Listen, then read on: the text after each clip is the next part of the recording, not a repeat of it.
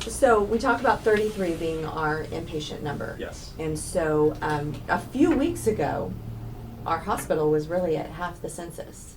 And so we had plenty of space. We were spreading out. So our census is starting to increase. Yes. So how is our census now?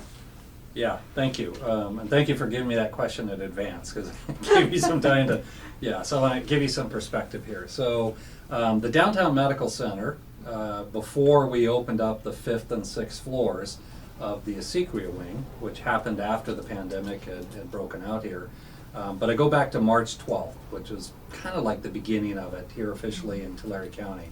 Our census was at 324 in our 403 bed medical center. So that's an occupancy rate of about 80%, so pretty full. Mm-hmm. We were kind of coming towards the end of the flu season, but it was still lingering. You fast forward to just maybe 2 months later, so May 10th, as you said, just a few weeks ago. On May 10th, our census was at 234.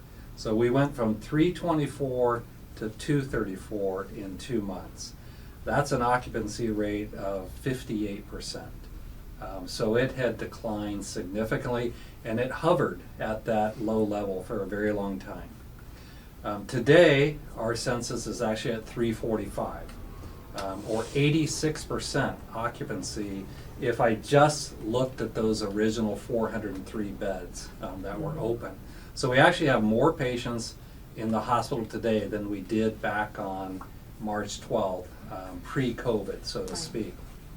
But fortunately, we've added 24 new beds on what we call 5 Tower. The 5th floor of the Acequia Wing is an intermediate critical care unit. And we increased the size of our NICU from 15 beds when it was in the east expansion to now 23 beds on the 6th floor of the Acequia Wing. So we went from having 403 beds to now 435 beds that are available in the acute medical center. So that translates to a census of about 79%.